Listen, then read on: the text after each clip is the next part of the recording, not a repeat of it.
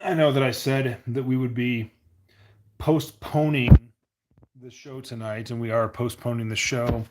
But I wanted to jump on and make sure that that you could hear it from me. I have not been disappeared. I did not refuse to cam up or any of that stupid nonsense. But we've come into possession of new information that is relevant to the topic at hand, relevant to what we were planning on discussing tonight. And so we gotta wait. We want to make sure that that we do our due diligence and make sure that hopefully this topic can be a one and done kind of a thing, and we don't have to keep talking about it. We don't have to keep working through it. Um, the focus is going to be on. I think I can tell you this even without what we're coming across. The focus is going to be on what I am terming micro cults. You saw this title from the what we were going to go on, the internet micro cults. And by this I mean the internet and the information age has provided new opportunities for old scams in new ways on the internet, and it's enabled by a couple different things. I think we as human beings we want to be trusting, right? We want to trust the people that we interact with. And so even when we see people on screens and they're talking to us, our natural instinct is to want to be trusting with them, is to want to give them the benefit of the doubt. Now, pile on that the idea that in the Christian conversation, we're taught to be trusting. We're taught to be, um, patient with people and be gracious and assume the best. This is what we're taught, and unfortunately, there's a certain breed of online character that takes advantage of this. They take advantage of this, and they take advantage of the fact that on the internet they can basically sort of craft their own reality, right? I see Betty on the chat here. I realize this is a little bit unusual. I usually don't usually in the studio and you got the system and all this kind of stuff, and but I'm glad you made it there. Now, usually the reason that the notifications don't go through, as far as I know, is because they would go through a little earlier, but I'm not entirely sure that's the case. But anyway, so we have this situation where the internet is our human brains and our our minds and our hearts and our humanity. It fills in the gaps with what we see on the internet. So we know generally what reality is, what real human interaction is, and the internet is only a portion of that. It can only give us part of it. And yet, psychologically, emotionally, we fill in the gaps of what we're not getting to create something that resembles reality in our own minds, right? In our own hearts. And because of this, the internet has a way of being able to distort reality, whether just by the nature of it being the information age, or whether it's because we have algorithms distorting reality for us, or if it's because we have people on the internet who want to take advantage of it and craft their own reality. That's kind of what's going on here.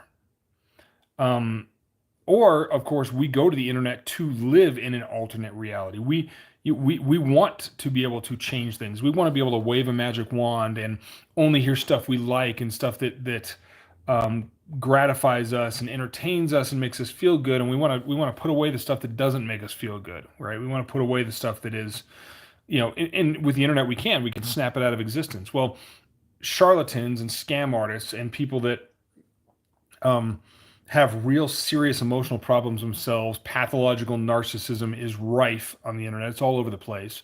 They take advantage of this. They take advantage of the fact that um, they can craft a reality for themselves and for the people that they're taking advantage of. And it's even worse in ministry context. It's even worse when you start putting Jesus on it. When you whip out the Bible and you start quoting verses, whether they're in context or not, whether they're properly applied or not, that doesn't really matter. Um, because you're always gonna the internet's a big place. You're always gonna find a little crew of sycophants and people that will follow whatever false thing you're throwing out there.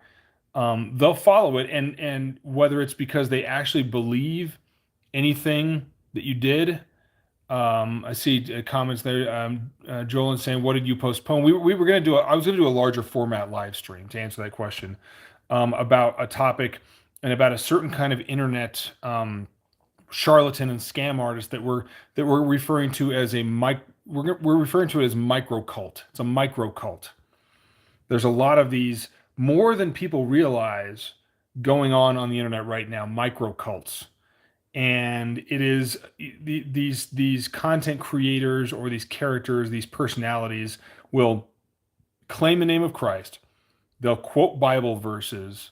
They'll do biblical justice upside down, and then anything that they and any pushback or any, let's say, any reaction, positive or negative reaction, they spin to be either, if it's a positive reaction, well, of course this is just confirmation that I'm following God, and that I'm called to do this, and I'm his servant and all that. And negative confirmation is taken as, well, see, that's the enemy attacking us.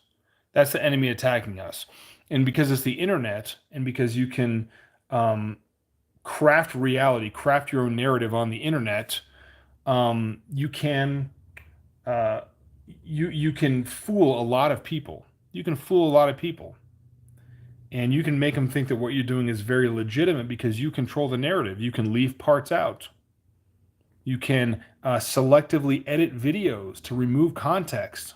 This happened to a friend of mine very recently, where in the spirit of Christian trust and brotherhood, he let his guard down and was taken advantage of by an online charlatan. This is how it happens, sadly and unfortunately. But we're going to be, and the reason that we're not doing the video right now, the reason that we're not going live and talking about this, although obviously I am live, but the reason that we're not doing this specific topic is because we've come into possession of a lot of new information relevant to this, and so that we need to really include that. I don't want to be wasting my time or wasting the time of other talented and gifted and committed online content creators, Christian content creators. We don't need to be wasting our time chasing trolls and chasing fake versions of what we're trying to do. It makes us all look bad. It ruins the whole entire ecosystem is ruined in a lot of ways, or damaged at least, by these kinds of people. You guys know who I'm talking about. Whether I name specific names or not, we know the kind of people that give online ministry a bad name. And we have to, if we're going to be doing ministry online in the internet age, in the information age, we have to be willing to address this biblically, and hopefully in a way that's effective and can really help the uninitiated who are Christians and they're looking for edification and they're trusting, but they may not know who these people are or their techniques or whatever. We need to help them out. We need to really in Christian brotherhood and with an open Bible be able to sort of police our own backyard. And so there are several things in the works over here at Protestia that we are intending to do that. We want to do that with, and it's going to take a little time. I know we're kind of famous for pretty quick release on information and articles and things like that. But as the stuff that we're working on right now needs to be vetted and worked on and solid, we're going to take a little bit more time to get it figured out. I'm going to be contacting online creators, whether it's bloggers, whether it's video producers, live streamers, podcasters, folks who I trust and I think would benefit from what we're working on to help us out. So look for contact information if you are a Christian content creator and you want to help us work through the plan here. Um, and it's folks that support this channel. It's folks that are patrons over at patreon.com/Protestia. Um, we're going to we're going to rely on you to help us out with this. We're going to rely on you um, to check the work and make sure that really that you're in agreement with it, because the idea would be that it will be something that all of us can use, and our listeners and followers and supporters and things can use to really judge the good from the bad out there more quickly, because there are people that have been confused, that have been taught false things, that have been truly victimized by some of the atrocious, awful behavior that has gone on in some of these conversations.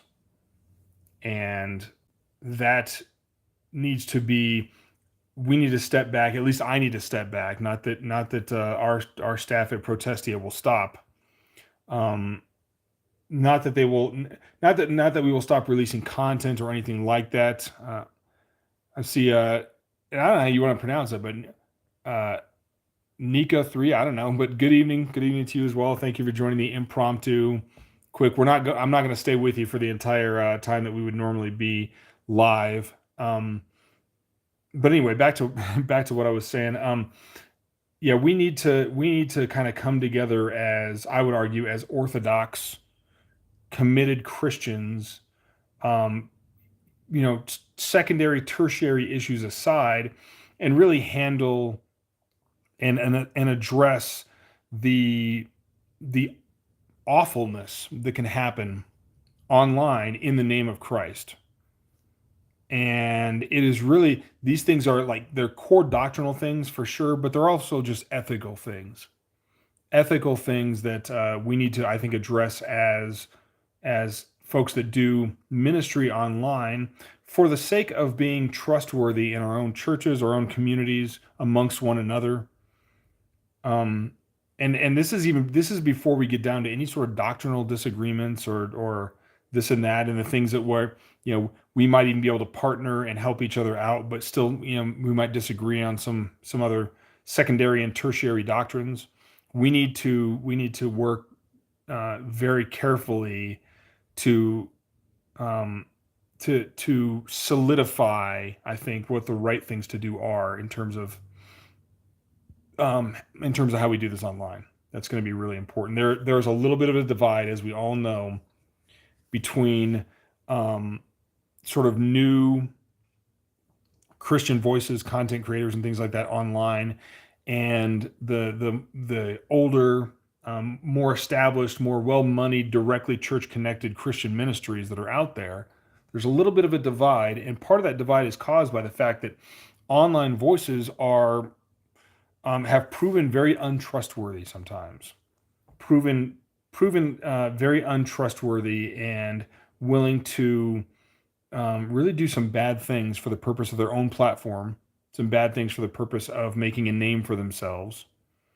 And sadly, they do this in the name of Christ. It means that these ministries will be um, the ministries, the legit ministries are going to suffer. They're going to be painted with that same brush, fairly or unfairly. Unfairly, obviously, if they're good ministries.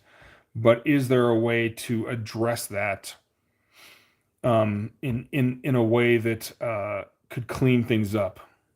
That's what we're going to be working on, and then also just working through this information that is coming into our possession in relationship to this issue. So thank you guys for being patient with us. I know there might be some, probably not, but there might be someone here that are jumping on to ask, well, why did you come up? Why did you come up? Yeah, I offered multiple times with very, very simple, straightforward, very simple and straightforward requirements. Would have been no big deal at all, except that control is everything when it comes to the micro cultists that run around on YouTube and Facebook and places like that. You guys know what I'm talking about. Anyway, we're gonna get back to doing the research. Thanks for jumping over here for a few minutes to hear what's going on, hear my heart on this. Pray for us as we work through the information. Pray for us as we start to strategize how to um, tame the wild, wild west that is the Christian internet and Christian content creators. Thanks everybody who I know they probably got some viewers on here that are fellow content creators. That like I said, I'll be in touch with you. I'm going to need your help with some of this. Need you to maybe give a little bit of your time to help make this happen. Um, and we will, if we can all start using that phraseology, like you said in the chat, microcult is, I think, a really good way to put it. I think that will be effective in really demonstrating what's going on. Yeah, I see Dear Woke on the channel. I'm gonna be hitting you up, man. I need your help. Need your help with kind of what's coming here, and you know your wisdom as a Christian content creator as far as what the next steps are. I don't want to give away too much, but that's where we're going. God bless you all. Have a good evening here, Tuesday evening. I'm going to start doing some work here, and I will be in touch with you all shortly. God bless you. We'll see you next time.